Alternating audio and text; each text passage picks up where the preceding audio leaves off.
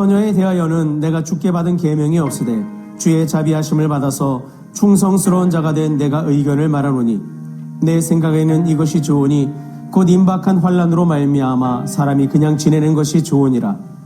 내가 아내에게 매였느냐 노이기를 구하지 말며 아내에게서 노였느냐 아내를 구하지 말라. 그러나 장가가도 죄 짓는 것이 아니요 처녀가 시집가도 죄 짓는 것이 아니로되 이런 이들은 육신에 고난이 있으리니 나는 너희를 아끼노라.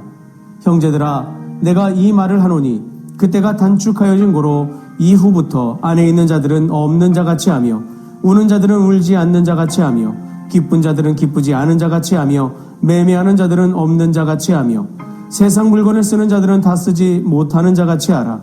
이 세상의 외형은 지나감이니라. 너희가 염려 없기를 원하노라. 장가가지 않은 자는 주의 일을 염려하여 어찌하여야 주를 기쁘시게 할까 하되 장가간 자는 세상 일을 염려하여 어찌하여야 아내를 기쁘게 할까 하여 마음이 갈라지며 시집가지 않은 자와 처녀는 주의 일을 염려하여 몸과 영을 다 거룩하게 하려 하되 시집간 자는 세상 일을 염려하여 어찌하여야 남편을 기쁘게 할까 하느니라. 내가 이것을 말함은 너희의 유익을 위함이요 너희에게 올무를 노려 함이 아니니 오직 너희로 하여금 이치에 합당하게 하여 흐트러짐이 없이 주를 섬기게 하려 함이라. 그러므로 만일 누가 자기의 약혼녀에 대한 행동이 합당하지 못한 줄로 생각할 때에 그 약혼녀의 혼기도 지나고 그같이 할 필요가 있거든 원하는 대로 하라. 그것은 죄 짓는 것이 아니니 그들로 결혼하게 하라. 그러나 그가 마음을 정하고 또 부득이한 일도 없고 자기 뜻대로 할 권리가 있어서 그 약혼녀를 그대로 두기로 하여도 잘하는 것이니라. 그러므로 결혼하는 자도 잘하거니와 결혼하지 아니하는 자는 더 잘하는 것이니라.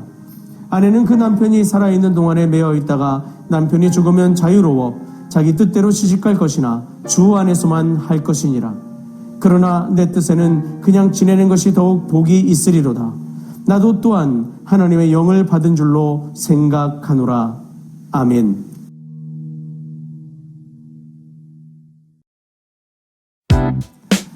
안녕하세요. 데이바이블 조영재 목사입니다.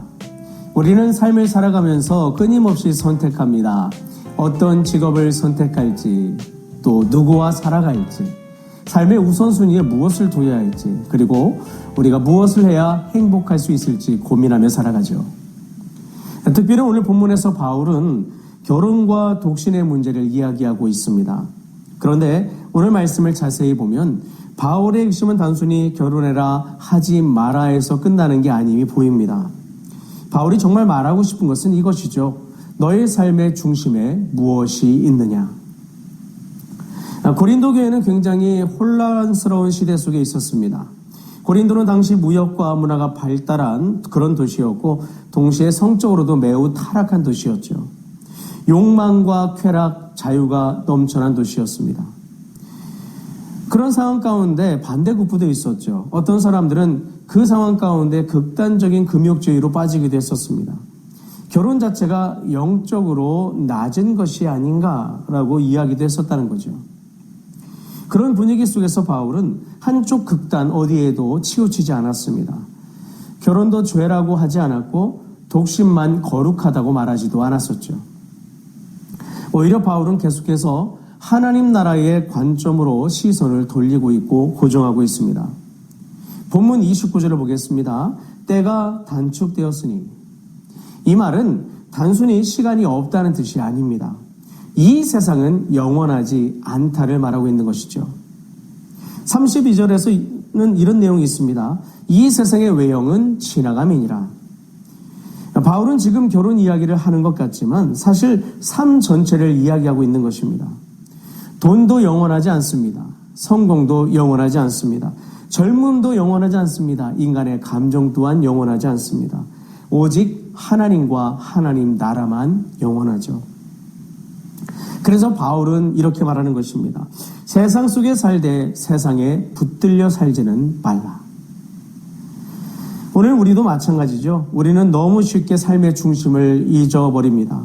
그것을 잃고 어느 순간 하나님 나라보다 돈이 더 중요해지고 안정감이 더 중요해지고 인정받는 것이 더 중요해지고 관계와 감정이 삶의 중심이 됩니다. 그러나 바울은 오늘 우리에게 이렇게 묻습니다. 당신의 삶은 무엇을 중심으로 돌아가고 있습니까? 그리고 바울은 결혼과 독신에 대해서도 아주 균형 있게 이야기하죠. 25절 이하를 보면 바울은 독신을 권면합니다. 하지만 동시에 분명하게 말하죠. 장가가도 죄 짓는 것이 아니요. 그럼 바울은 왜 독신을 권했을까요?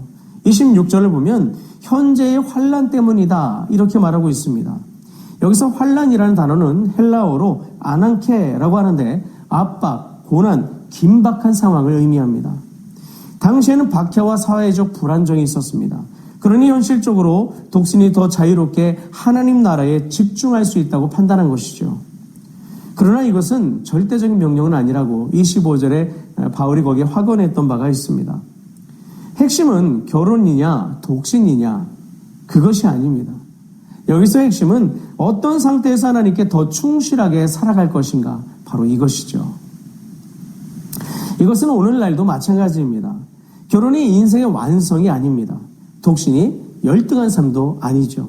중요한 건 하나님 나라를 위해 살아가고 있는가, 내 삶의 방향이 하나님 중심인가, 내 관계가 하나님을 향하고 있는가 바로 이것입니다.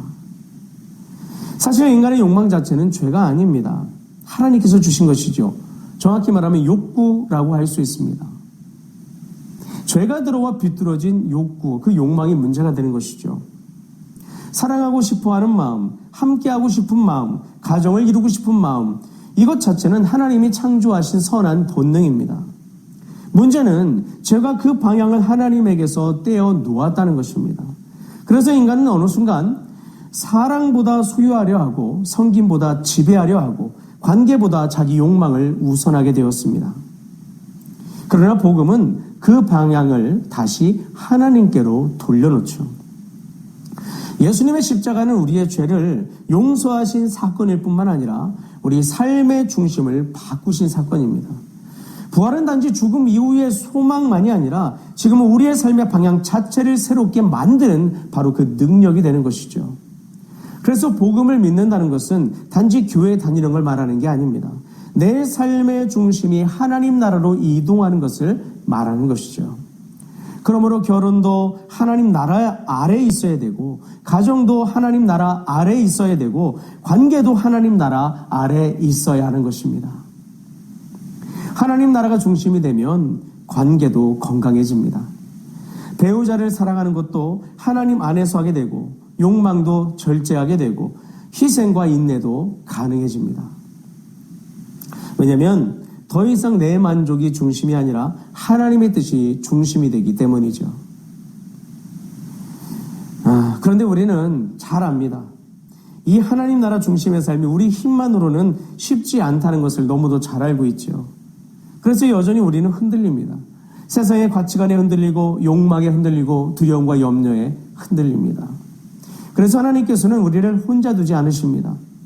예수님은 성령님을 보내주신다 말씀하셨죠. 그리고 실제 성령님이 오셔서 역사하십니다. 성령님 우리를 진리 가운데로 인도하시고 우리의 삶의 방향을 하나님께로 다시 돌이키게 하십니다. 우리가 세상 중심으로 올라갈 때마다 성령님은 말씀으로 우리를 붙드시죠.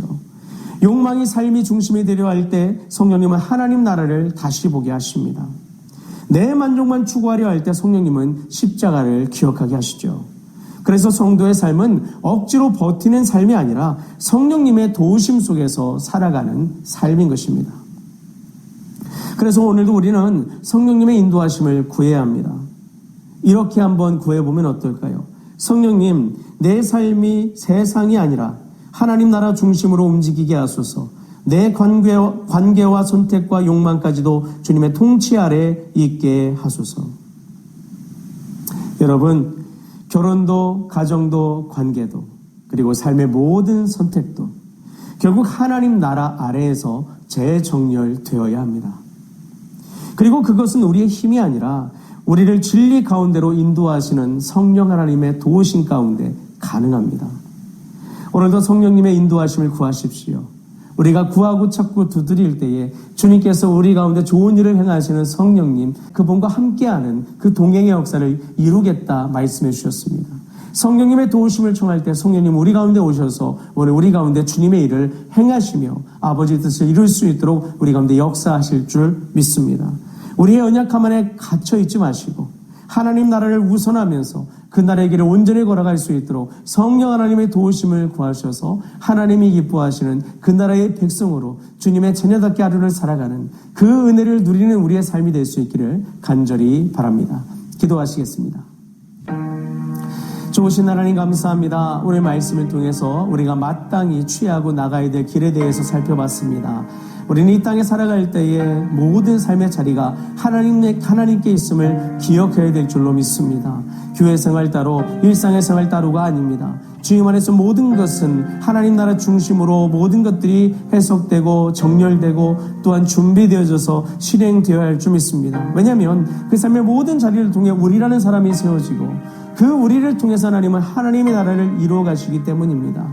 그 어떤 것도 하나님 나라를 우선하고 뛰어넘지 말게 하시고 모든 것이 하나님 나라를 근본으로 삼고 모든 것이 하나님 나라 아래에 있어서 하나님 나라의 모든 것의 통치를 받고 인도하심을 받아 하나님의 영광을 드러내는 데 쓰임받는 우리의 삶의 자리가 되게 하여 주옵소서. 그걸 이뤄갈 수 있는 지혜와 능력과 분별함과 통찰함을 우리 가운데 허락하시고 용기와 담대함과 인내, 절제를 허락하여 주옵소서. 주의 평강으로 우리를 이끄시고 주의 나라 살아갈 수 있도록 도우실 것을 믿고 감사드릴 때 주 예수 그리스도의 이름으로 기도합니다.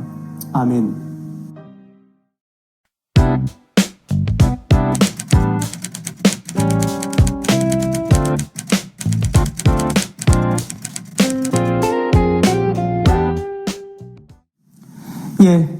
오늘도 하나님 나라를 꿈꾸며 주님과 동행함으로 크신 은혜의 길로 행하시는 여러분과 제가 될 수 있기를 주님의 이름으로 축원합니다.